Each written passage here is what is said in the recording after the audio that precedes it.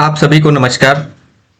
आज हम बात करेंगे यू डैश पोर्टल पर 2025-26 सत्र में स्कूल प्रोफाइल कैसे पूर्ण करें। सबसे पहले स्कूल प्रोफाइल के लिए हम पूर्व की भांति अपना ब्राउजर ओपन कर लेते हैं। ब्राउजर ओपन करने के बाद सर्च करते हैं u-plus.gov.in। उसके बाद आपको कोने में दिखेगा लॉगिन फॉर ऑल मॉड्यूल, इस पे क्लिक करेंगे।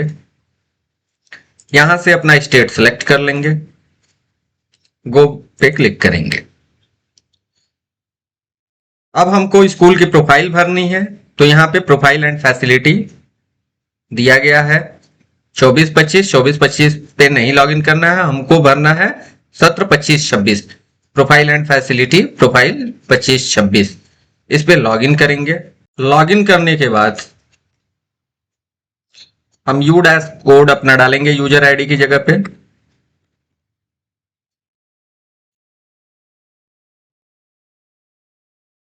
पासवर्ड एंटर करेंगे, कैप्चा डाल के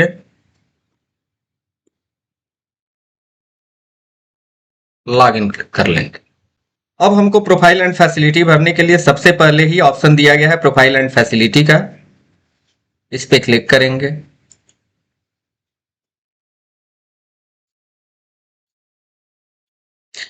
ये आपको सारी इंफॉर्मेशन इंग्लिश में दिख रही है। यदि आप चाहते हैं इसको हिंदी में देखना,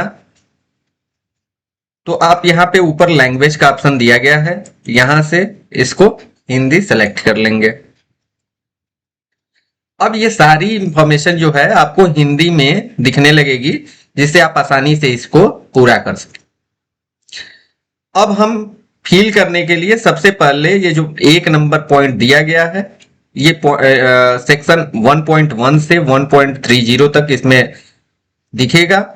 इसको आप यहाँ पे जो ये ग्रीन दिख रहा है, खंड 1 का बेसिक स्कूल प्रोफाइल, स्थान प्रबंधन, शिक्षा का माध्यम आदि, ये भरने के लिए आपको यहीं पे क्लिक करना होगा। और जैसे ही आप इसको पूरा कर लेंगे तो यहाँ स्थिति में लिख रहा है पूरा किया गया। यदि पूरा आपने नहीं किया रहता तो आप यहाँ पे लिखता है कि इनकम्प्लीट, अपूर्ण है। तो इसको भरने के लिए सबसे पहले यहाँ पे क्लिक करेंगे। जैसे ही क्लिक करेंगे आपको अपने विद्यालय की बेसिक इंफॉर्मेशन सारी यहाँ पे दिखने लगेगी। ये सारी डिटेल आपको यहाँ पे दिख जाएगी।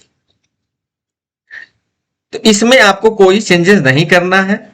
अब यहाँ नीचे अगला ऑप्शन दिया गया है, इंग्लिश में यदि रहता तो नेक्स्ट ऑप्शन दिखता है यहाँ पे। तो यहाँ पे अगला जो बटन है, इस पे क्लिक करेंगे। अब यहां से आप भरना शुरू करेंगे। इसमें सबसे पहला दिया गया है, क्या स्कूल उच्च प्राथमिक स्तर पर कोई पूर्व व्यावसायिक पाठ्यक्रम प्रदान करता है? यदि करता है तो हाँ, नहीं तो नहीं। क्या स्कूल समय में समय के बाद कोई कौशल प्रशिक्षण केंद्र चलता है? यदि चलता हो तो हाँ, यदि नहीं। मोस्टली केसेस में नहीं चलते हैं, परिषदीय विद्यालयों में तो ऐसा नहीं है, तो इसको नहीं पे ही टिक कर देंगे। ये पूछ रहा है कि क्या आवासीय स्कूल है, तो आवासीय स्कूल केवल कस्तूरबा होती हैं और प्राइवेट के कुछ विद्यालय होते हैं। अदर सरकारी जो प्राइमरी है या उच्च प्राथमिक है, उसमें आवासीय की सुविधाएं नहीं है, तो ये नॉन रेजिडेंशियल कर देंगे। ये यहाँ पे क्लिक करेंगे तो यहाँ पे ये दिख रहा है कंप्लीटली रेजिडेंशियल है, पार्शियली है, नॉन रेजिडेंशियल है, तो नॉन रेजिडेंशियल आप सेलेक्ट कर लेंगे। अब यहाँ पे नेक्स्ट ऑप्शन है, क्या यह पाली में चलने वाला स्कूल है? यदि आपका पाली में बहुत सारे विद्यालय चलते हैं, यदि चलता है तो हाँ, नहीं तो नहीं पे रखेंगे। क्या अधिकांश छात्रों को प्राथमिक स्तर पर उनकी मातृभाषा में पढ़ाया जाता है? तो बिल्कुल हाँ, पढ़ाया जाता है, इसको हाँ पे ही रहने देंगे। क्या नजदीकी सरकारी सहायता प्राप्त स्कूल से स्कूल की दूरी? अब यहाँ पे पूछ रहा है कि जो भी आपके विद्यालय हैं वहां से अदर जो विद्यालय हैं मान्यता प्राप्त, तो उनकी दूरी कितनी है? ये प्राथमिक स्कूल अनुभाग से आपकी दूरी कितनी है, किलोमीटर में आपको देना है। तो जैसे 1 किलोमीटर है तो 1 कर देंगे, 2 किलोमीटर है 2 कर देंगे, 500 मीटर है तो 500 डालेंगे। उच्च प्राथमिक स्कूल से वही सेम है, माध्यमिक स्कूल अनुभाग से वही है, उच्च प्राथमिक अनुभाग जूनियर कॉलेज से कितना किलोमीटर है, ये सारी डिटेल आप भर देंगे। आपके विद्यालय के आसपास जो भी विद्यालय हैं उनकी डिटेल यहाँ पे लिखा है, नजदीकी सरकारी सहायता प्राप्त स्कूल, तो ये नजदीकी जो भी सरकारी या सहायता प्राप्त विद्यालय है उनकी डिटेल आपको यहाँ से फिल कर देनी है। अब नेक्स्ट ऑप्शन है, क्या स्कूल तक सभी मौसम में पहुंचने योग्य सड़क है, तो यदि सड़क है सारे मौसम में आप बच्चा पहुंच सकता है आसानी से तो हाँ कर देंगे, नहीं तो नहीं। शैक्षणिक दिनों की संख्या पिछले शैक्षणिक वर्ष में, अब हम बात कर रहे हैं यहाँ पे कितना दिन आपका विद्यालय ओपन हुआ पिछले सत्र में, यानी कि आप 25-26 का ये डीसीएफ भर रहे हैं तो आप 24-25 में जितने दिन विद्यालय ओपन हुआ उसकी यहाँ पे संख्या डाल देंगे। क्या स्कूल में सतत और व्यापक मूल्यांकन लागू है, सीसीई, तो इसको हाँ कर देंगे। यदि सीसीई लागू किया जाता है तो यहाँ पे हाँ कर देंगे, या तो नहीं रहेगा। क्या छात्रों का संचयी रिकॉर्ड रखा जाता है, तो हाँ मोस्टली रखा जाता है। क्या यदि हाँ तो क्या विद्यार्थियों का संचयी रिकॉर्ड माता पिता के साथ साझा किया जाता है, उनका जो संचयी रिकॉर्ड डेटा कलेक्शन रजिस्टर होता है तो उनके अभिभावक के साथ शेयर किया जाता है, यदि हाँ तो हाँ पे रखेंगे, नहीं पे तो नहीं करेंगे, मोस्टली हाँ ही रहेगा। अब आते हैं, इसको हम क्या कर देंगे, जमा करेंगे, जमा कर देंगे और फिर नेक्स्ट पे जाएंगे या जमा करें और अगला डीसीए भरने के लिए जमा करें और अगले पे क्लिक कर लेंगे। यहां पे ऊपर मैसेज आपको देता रहेगा कि previous page is saved successfully, जैसे ही जमा करें और अगले पे क्लिक करेंगे वो आपको ये मैसेज देता रहेगा। नेक्स्ट क्या है कि इसमें ये ऊपर लिखा भी है कि प्रश्न संख्या 1.40 से 1.55 केवल सरकारी सहायता प्राप्त विद्यालयों के लिए ही है, यदि वो विद्यालय प्राइवेट विद्यालय है तो ये 1.4 से 1.55 तक नहीं भरना है, ठीक है, ये केवल सरकारी विद्यालयों के लिए है। क्या इसमें जो प्रश्न पूछे गए हैं, क्या आंगनबाड़ी केंद्र स्कूल परिसर के अंदर स्थित है, यदि हाँ तो हाँ पे करेंगे, यदि नहीं तो नहीं। लिखा है कि सह स्थित आंगनबाड़ी केंद्रों की संख्या, सह स्थित आंगनबाड़ी केंद्रों का विवरण। यहाँ पे जो आपके आंगनबाड़ी केंद्र हैं उसमें कई सारी जो आंगनबाड़ियां हैं एक ही केंद्र पे अलग अलग चलती हैं, तो उनकी ये संख्या पूछ रहा है तो ये कितनी है वो संख्या दिखा देंगे। आंगनबाड़ी केंद्रों का कोड, यदि केंद्र जो भी चल रहे हैं आपके विद्यालय पे उनका कोड जो है वो यहाँ पे आप दिखा देंगे। आंगनबाड़ी केंद्रों का नाम, यहाँ पे नाम जिस नाम से वो चलती हैं उनका नाम डाल देंगे। आंगनबाड़ी केंद्रों में बच्चों की संख्या, लड़के कितने हैं लड़कियां कितनी हैं वो संख्या यहाँ पे डाल देंगे। क्या बाल वाटिका कोलोकेटेड आंगनबाड़ी स्कूल में प्रारंभ की जा चुकी रही है, यदि कोलोकेटेड आंगनबाड़ी चल रहा है तो हाँ कर देंगे, यदि नहीं तो नहीं कर देंगे। ये ध्यान रहे ये डीसीएफ केवल सरकारी विद्यालयों के लिए है। क्या कोई स्कूल से बाहर वाले बच्चे स्कूल में नामांकित हैं और हैं तो विशेष प्रशिक्षण ले रहे हैं, यदि आउट ऑफ स्कूल जो बच्चे हो चुके हैं उनका यदि आपके यहाँ नामांकन हुआ है तो उसको हाँ कर देंगे, अदरवाइज नहीं कर देंगे। ये वर्तमान में उपचारात्मक शिक्षण में भाग लेने वाले संख्या, यहाँ पे ये संख्या डाल देंगे। ये लर्निंग एनहेंसमेंट के लिए जो उनकी शिक्षा सुधार में वृद्धि के लिए जो कर रहे हैं बच्चे भाग ले रहे हैं उनकी संख्या डाल देंगे, यदि नहीं है तो 0 रहने देंगे। अब यहाँ पे पूछ रहा है गत शैक्षणिक वर्ष के दौरान स्कूल के दौरों का विवरण। ये पिछले सत्र में आपके यहाँ निरीक्षण कितने किए गए उसकी संख्या आपको देनी है। शैक्षिक निरीक्षणों की संख्या, कुल कितने निरीक्षण किए गए। सीआरसी समन्वय जो एआरपी एसआरजी वगैरह करते हैं उनका यहाँ पे डाल दीजिए। खंड शिक्षा अधिकारी बीआरसी के दौर, तो ये बीओ लोग जो निरीक्षण करते हैं यहाँ पे डाल दीजिए। जिला स्तरीय अधिकारी यदि निरीक्षण करते हैं तो उनकी यहाँ पे डिटेल डाल दीजिए। अब यहाँ पे पूछ रहा है क्या स्कूल प्रबंध समिति का गठन आरटीई मानदंडों के अनुसार किया गया है, तो जितने भी सरकारी विद्यालय हैं सब में किया गया है, उसको हाँ रखेंगे। पिछले शैक्षणिक वर्ष में आयोजित एसएमडीसी बैठकों की संख्या, जितनी बैठक आपने एमसीसी की ली है वो यहाँ पे संख्या डाल देंगे। ये उसके बाद से एमसीसी, एमडीसीएम, एसडीएमसी के स्कूल विकास योजना तैयार की गई है। तो हाँ, ये मोस्टली तैयार की जाती है प्राइमरी विद्यालयों में, इस सरकारी विद्यालयों में। तो उसका यहाँ पे वर्ष डाल देंगे। फिर ऊपर यहाँ पे देखिए, क्या स्कूल निर्माण समिति का गठन किया गया है? यदि गठन किया गया है तो यहाँ पे हाँ कर दीजिए, नहीं तो नहीं। क्या स्कूल ने अपनी एकेडमिक जो ये सोसाइटी होती है उसका गठन किया है? यदि हाँ तो हाँ कर दीजिए, नहीं तो नहीं। अभिभावक अध्यापक संस्था का गठन किया गया है? यदि किया गया है तो हाँ कर दीजिए, नहीं तो नहीं। वही नीचे दे रहा है कि पिछले शैक्षिक वर्ष के दौरान आयोजित पीटीएम बैठकों की संख्या, पेरेंट्स और टीचर की जो बैठक होती है पीटीएम, वो यहाँ पे जितनी आपने बैठक कराई है वो यहाँ पे संख्या डाल देंगे।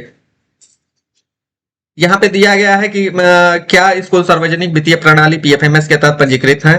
तो जितने भी सरकारी विद्यालय हैं वो पंजीकृत हैं, तो उनको हाँ ही रखेंगे। बाकी प्राइवेट को तो ऊपर ही यहाँ दिया गया है कि ये प्रश्न संख्या 1 से लेके 1.55 तक नहीं भरना है, ये केवल सरकारी और सरकारी सहायता प्राप्त विद्यालयों के लिए ही है। अब यहाँ पे नेक्स्ट आते हैं, क्या स्कूल में बहु कक्षा है? एक से ज्यादा कक्ष में जहाँ पे बच्चों की पढ़ाई की जाती है, तो उनके लिए यहाँ पे हाँ रखेंगे। यदि सेपरेट है, अलग अलग क्लासेज में बच्चे पढ़ते हैं, तो उनके लिए नहीं कर देंगे। देखिए वहां पे दे रहा है कि यदि हाँ करते हैं तो आपको यहाँ पे एक साथ जो बच्चे पढ़ाएंगे उनकी कक्षाएं यहाँ पे चयन करने का ऑप्शन दे रहा है, तो वो चयन करेंगे। एक ही यदि क्लासरूम में कई कक्षाएं संचालित होती हैं तो उनका विवरण के लिए ये हाँ करेंगे, तो ये ऑप्शन इनेबल रहेगा और यहाँ पे उसको डिटेल भर देंगे। क्या स्कूल किसी परिसर का भाग है? ये क्या आपका विद्यालय किसी अन्य परिसर का हिस्सा है? तो हाँ करेंगे। यदि नहीं है, सेपरेट है, तो आपको नहीं करना है। क्या स्कूल परिसर के लिए एक हब स्कूल है? यदि हाँ तो हाँ कर देंगे, नहीं तो नहीं। यदि हाँ करेंगे तो यहाँ पे नीचे विवरण इनेबल हो जाएगा। उसमें दे रहा है पूर्व प्राथमिक, प्राथमिक, उच्च प्राथमिक, माध्यमिक, उच्चतर माध्यमिक, कुल। तो ये आपको यहाँ पे परिसर का जो आपका स्कूल के परिसर जो है उनका डिटेल यहाँ पे दे रहा है, जो कक्षाएं होंगी। क्या स्कूल एक भारत श्रेष्ठ भारत के तहत आपके विद्यालय में कार्य हो किया जा रहा है? तो यदि किया जा रहा है तो हाँ कर देंगे, यदि नहीं किया जा रहा है तो नहीं कर देंगे। क्या स्कूल को फिट इंडिया स्कूल के रूप में प्रमाणित किया गया है? यदि किया गया है तो हाँ कर देंगे, अदरवाइज नहीं रहने देंगे। क्या स्कूल सहकर्मी स्वयं शिक्षक मूल्यांकन के आधार पर प्रत्येक शिक्षार्थी के लिए एक समग्र रिपोर्ट कार्ड प्रदान करता है? यदि करता है तो हाँ कर देंगे, यदि नहीं करता है तो नहीं कर देंगे। पीएम पोषण के तहत परोसे गए मध्याह्न भोजन के दिनों की संख्या, ये जो एमडीएम का भोजन दिया जाता है उसमें ये डिटेल भरी जाती है। तो कुल आपका कितना पिछले शैक्षणिक वर्ष में यानी 24-25 में कुल कितने दिन विद्यालय ओपन हुआ? प्रति सप्ताह दिन, सप्ताह में 6 दिन विद्यालय चलता है तो ये 6 कर देंगे। अब प्रति माह दिन, तो प्रति माह दिन एवरेज जो 25 दिया गया है, यानी कि उसमें जो छुट्टियां हैं संडे को छोड़ के वो संख्या यहाँ पे लिखी गई हैं, आप उसी हिसाब से कैलकुलेट करके लिख देंगे। यदि मध्याह्न भोजन को पूर्व प्राथमिक अनुभाग बाल बाटिका तक विस्तारित किया गया है तो हाँ कर देंगे, यदि नहीं, यदि बाल बाटिकाएं आपके यहाँ चल रही हैं, जो आपने यहाँ पे डिटेल उसकी फीड की है यहाँ पे, यदि चल रहा है तो क्या उनको भी एमडीएम का भोजन बना के दिया जा रहा है? तो यदि दिया जा रहा है तो हाँ कर देंगे, यदि नहीं दिया जा रहा है तो नहीं कर देंगे। फिर नेक्स्ट पे आते हैं, जमा करें और अगला।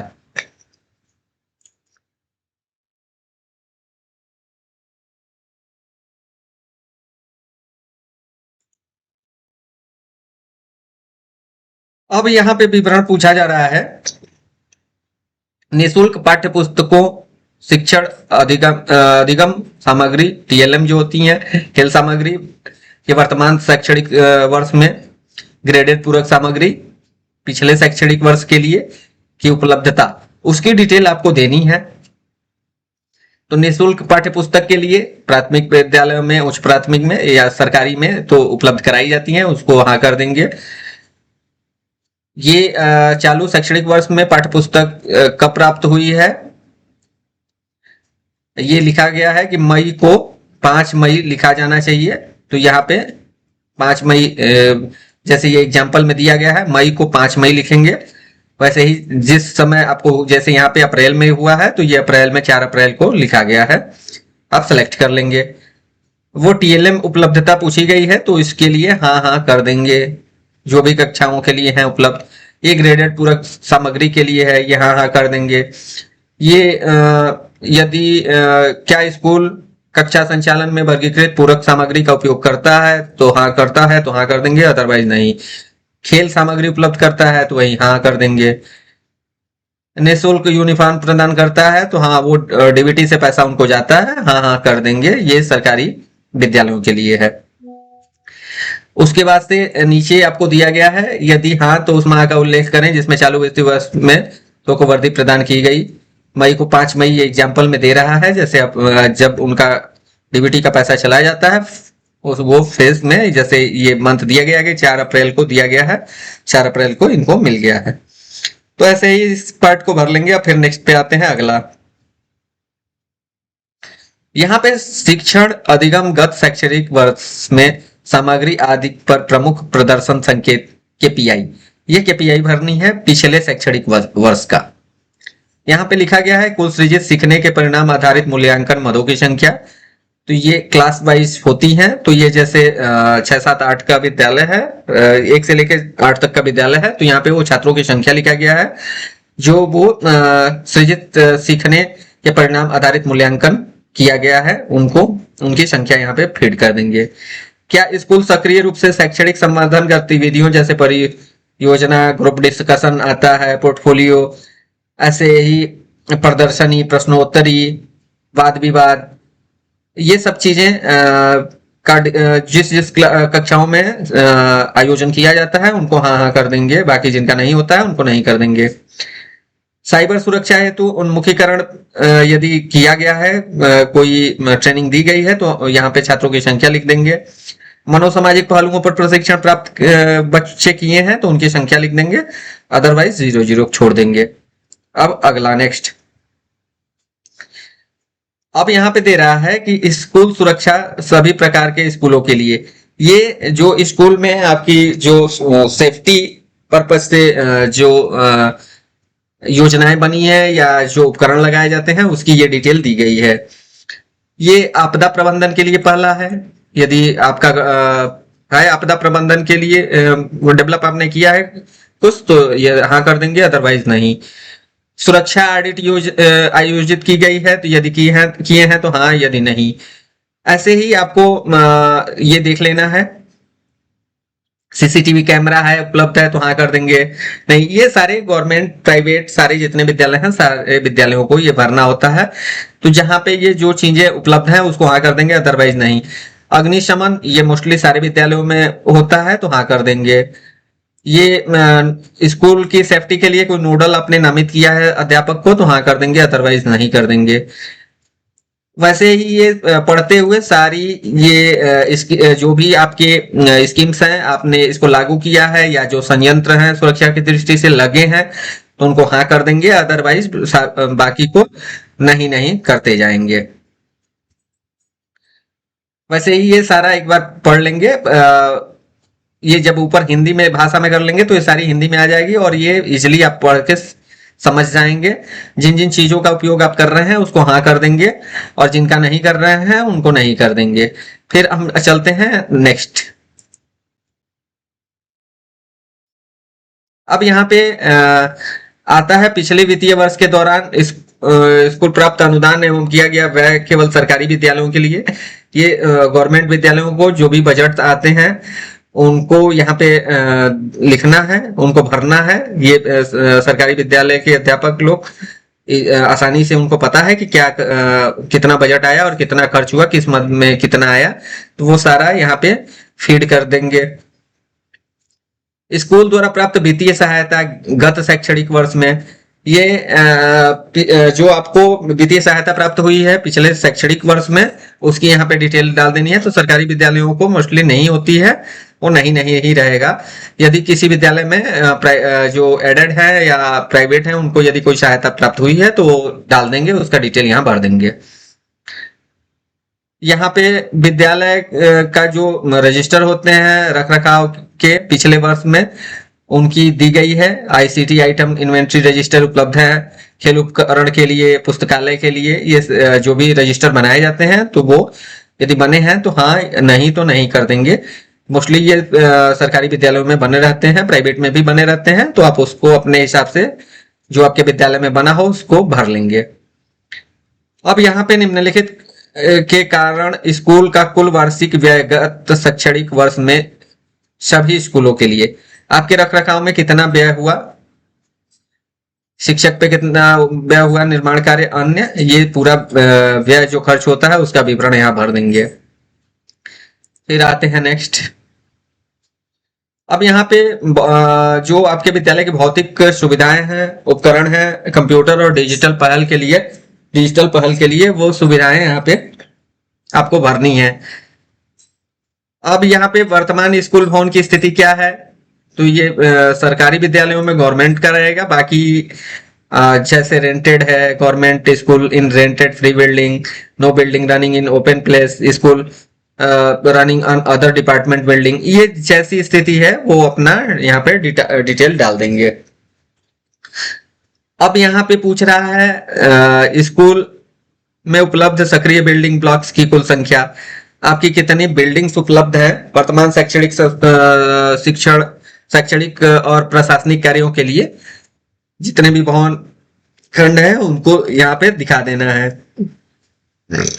ऊपर उल्लेखित बिल्डिंग ब्लॉक्स में कुल संख्या से निम्न संख्या, पक्का ब्लॉक कितना है, पक्का जो भी जितने कमरे बने हैं उनकी यहाँ पे संख्या डाल दीजिए। आंशिक रूप से पक्की दीवारें, फर्श लेकिन बिना कंक्रीट की छत के यदि बना है कोई भवन तो उसकी संख्या डाल देंगे। कक्षा भवन कितना है, टेंट यदि लगे हैं तो उसकी संख्या डाल देनी है। तो यहाँ पे पक्का ब्लॉक डाला गया है 15, ये 15 संख्या टोटल अपने आप आ जाएगी। अब यहाँ पे भवनों का विवरण दिया है। 1 मंजिला भवन में चलता है विद्यालय, 2 मंजिला, 3 मंजिला, 1 से अधिक मंजिल वाले भवन, ये डालना है। यदि चलता है तो ठीक है, नहीं तो इसको 0 कर देंगे।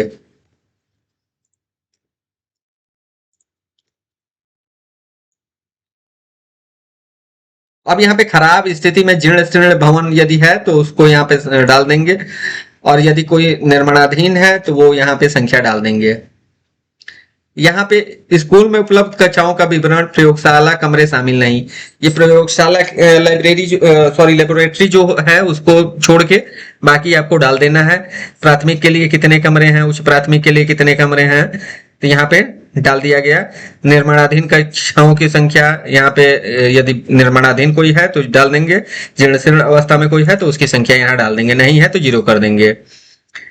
अब यहाँ पे दिया गया है कि स्थिति के अनुसार पठन कक्षों की संख्या, पठन कक्ष का प्रकार यहाँ पे दिया गया। पक्का, आंशिक रूप से पक्का, कक्षा भवन, तंबू, जो यहाँ पे आप संख्यात्मक डालने हैं तो उनकी स्थिति यहाँ पे भरनी है। तो यहाँ पे पक्के यदि 15 हैं और देखिए अच्छी स्थिति में है, मामूली मरम्मत की आवश्यकता है, अधिक मरम्मत की आवश्यकता है, इस चीज को ध्यान से जितने भी सरकारी विद्यालय है उसको भरेंगे, क्योंकि जो भी वित्तीय सहायता होती है बिल्डिंग से रिलेटेड वो इसी DCF के माध्यम से डेटा कैप्चर किया जाता है, उठाया जाता है, और इसी पे उनको बिल्डिंग्स और मरम्मत के लिए पैसे का आवंटन किया जाता है। तो इसका ध्यान में रखेंगे। पक्का ब्लॉक की 15 अच्छी स्थिति में है, बाकी जो जो नहीं है उसको 0 कर देंगे। अब चहारदीवारी का प्रकार, चहारदीवारी यदि बाउंड्री वॉल हुई है चारों तरफ से तो उसको दिखा देंगे। पक्की हुई है कि पक्का हुआ था बट टूटी हुई है, आप वायर से किया गया है, ये सारी चीजें दी गई हैं, इसको आप देख लेंगे, आप भर लेंगे, अपने हिसाब से चयन कर लेंगे उसका। यदि स्कूल में बिजली के कनेक्शन उपलब्ध हैं तो हाँ कर देंगे, यदि नहीं तो नहीं कर देंगे। अब यहाँ पे पूछ रहा है कि जो आपके कमरे हैं उसमें जो बिजली के उपकरण लगे हैं, जैसे पंखे वाली कक्षाओं की संख्या क्या सारे कक्ष में लगे हैं, तो ये लिख दिया गया है। AC युक्त कक्षाओं की संख्या, AC लगे हैं तो AC, हीटर ब्लोअर लगा है तो उसकी संख्या यहाँ पे भर देनी है। अब पूछ रहा है क्या स्कूल में सोलर पैनल उपलब्ध है, तो यहाँ पे सोलर पैनल उपलब्ध है तो हाँ, यदि नहीं तो नहीं कर देंगे। कक्षाओं के अलावा अन्य कमरों का विवरण, शौचालय को छोड़ के, कुल अन्य कमरों की संख्या जो होगी वो 7 यहाँ पे दिखाई गई है। आपके हिसाब से जो होंगे ये जो यहाँ पे पढ़ाई होती है उनको छोड़ के, ये पहले ही लिख दिया गया है। यहाँ शौचालय को छोड़ के लिखा है और नीचे ये पार्ट में लिखा है कि अन्य कमरों की संख्या कक्षाओं को छोड़कर। तो यहाँ पे जहाँ पढ़ाई होती है, जो क्लासेज हैं उनको छोड़ के अन्य कमरे कितने हैं उसकी संख्या यहाँ पे दे दी गई है। अब उपलब्ध कमरों को चिन्हित करें। अब जो 7 हैं वो 7 किस तरीके के कमरे उपलब्ध हैं, तो यहाँ पे दिया गया है स्कूल के प्रमुख, प्रधान शिक्षक, प्रधानाचार्य के लिए अलग कक्ष है, हाँ, पुस्तकालय के लिए अलग कक्ष है, हाँ, सहायक। अब यहाँ पे 2 दिखाई गई हैं, तो उसी हिसाब से यहाँ पे संख्या होगी। यहाँ पे जैसे 7 लिखा गया है, 7 नहीं होगा, यहाँ पे 2 ही कमरे उपलब्ध हैं, 2 ही लिखा जाएगा। और इसको कंप्यूटर लैब प्रयोगशाला है, तो यहाँ पे संख्या डाल के फिर से जमा करें, अगला पे क्लिक करेंगे। अब हम देखते हैं नेक्स्ट। अब यहाँ पे शौचालय की सुविधा के लिए DCF है, इसमें आपको भरना है क्या शौचालय, क्या स्कूल में शौचालय है, तो हाँ उपलब्ध होता ही है। अब यहाँ पे CWSN दिव्यांग बच्चों के लिए जो है, दिव्यांग बच्चों को छोड़ CWSN अनुकूल शौचालय को छोड़कर उपलब्ध शौचालय सीटों की संख्या यहाँ पूछी जा रही है CWSN को छोड़कर। तो वो जितने हैं वहां पे लिख देंगे, कार्यात्मक कितने हैं, नल की सुविधा कितने में उपलब्ध है, कुल संख्या कितनी है, लड़कियों के लिए कितने सक्रिय हैं, उसमें नल का जल उपलब्ध कितने में है, ऐसे ही डाल देंगे। ये CWSN दिव्यांग बच्चों के लिए है, ये ऑटो कैलकुलेटेड आ जाएगा सारी जोड़ के।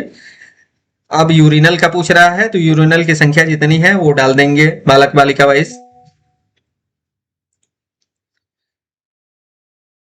उसके बाद से यहाँ पे आपको पूछ रहा है कि कितने सक्रिय हैं, कितने निर्माणाधीन है, तो वो डिटेल यहाँ पे डाल देंगे। यदि निर्माणाधीन कोई है तो उसकी संख्या डाल देंगे। यहाँ पे पूछ रहा है कि क्या शौचालय मूत्रालय ब्लॉक के पास साबुन से हाथ धोने की सुविधा उपलब्ध है, यदि उपलब्ध है तो हाँ कर देंगे, नहीं तो नहीं कर देंगे। वैसे ही ये सारी DCF दिया गया है, इसको आप आसानी से पढ़ के भर लेंगे।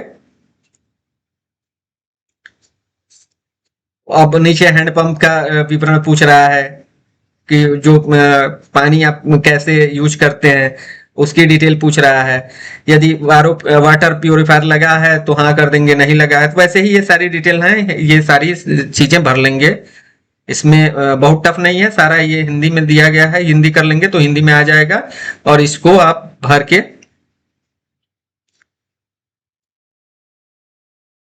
फिर आप नेक्स्ट पे क्लिक कर लेंगे। अब यहाँ पे स्कूल भौतिक सुविधाएं और उपकरण, क्या बोर्डिंग छात्रावास आवासीय सुविधाएं निम्नलिखित चरण स्तर पर उपलब्ध है, तो ये नहीं उपलब्ध होती हैं सरकारी विद्यालयों में, ये प्राइवेट में कुछ में होती हैं, केवल कस्तूरबा में होती हैं अपने यहाँ सरकारी विद्यालय में, बाकी नहीं होती हैं तो नहीं कर देंगे। और ये जो किट है, ऑडियो विजुअल प्रणाली, विज्ञान किट, गणित किट, बायोमेट्रिक उपकरण यदि उपलब्ध हैं तो ये डिटेल हाँ कर देंगे, अदरवाइज उसको छोड़ देंगे। अब नेक्स्ट पे आते हैं। अब यहाँ पे कंप्यूटर की स्थिति आपको दिखा रहा है कि यदि कंप्यूटर डिजिटल उपकरण उपलब्ध हैं तो उनकी संख्या, कितनी संख्याएं उपलब्ध हैं और कितने कार्यशील हैं, इसकी सारी विवरण भर देंगे। भरने के बाद ये इंटरनेट की सुविधाएं पूछ रहा है, इसको आप भर देंगे। भरने के बाद आप सेव कर देंगे, जमा करें और यदि डैशबोर्ड पे वापस जाना है तो डैशबोर्ड पर वापस जाएं और डैशबोर्ड पे चले आएंगे पुनः। सारा कंप्लीट हो जाएगा तो DCF filling is not completed ये लिखा है, यहाँ पे कंप्लीटेड लिखेगा, सबको भर दिया जाएगा। देखिए ये जैसे जो पूरा किया गया है पूरा किया लिख रहा है, पूरा नहीं हुआ है, जो इनकम्प्लीट है पूरा नहीं हुआ है लिख रहा है, तो उसको भी पूरा कर लेंगे। और यहाँ पे आपको दे रहा है संपूर्ण स्थिति सुधार की आवश्यकता है, प्रमाणीकरण स्थिति अप्रमाणित है। अभी आपने सर्टिफाई का ऑप्शन यहाँ नहीं नीचे दिखा रहा है, सर्टिफाई आपने नहीं किया है तो इसलिए वो दिखा रहा है। जब आप ये पूरा कंप्लीट कर लेंगे तो यहाँ पे नीचे सर्टिफाई का ऑप्शन दे दिया जाता है, जिससे आप बाद में फाइनलाइज करते हैं। तो इस तरीके से आप ध्यानपूर्वक, यदि इंग्लिश में समस्या हो रही है तो आप सीधे यहाँ से भाषा का चयन हिंदी कर लेंगे, ये सारी विवरण हिंदी में दिखने लगेगा और सारी चीजें स्पष्ट हिंदी में, ऐसा नहीं है कुछ की नहीं समझ में आएगा, सारी समझ में आ जाएंगी। और ध्यानपूर्वक सारे विद्यालय इसको पूरा कर लें। धन्यवाद।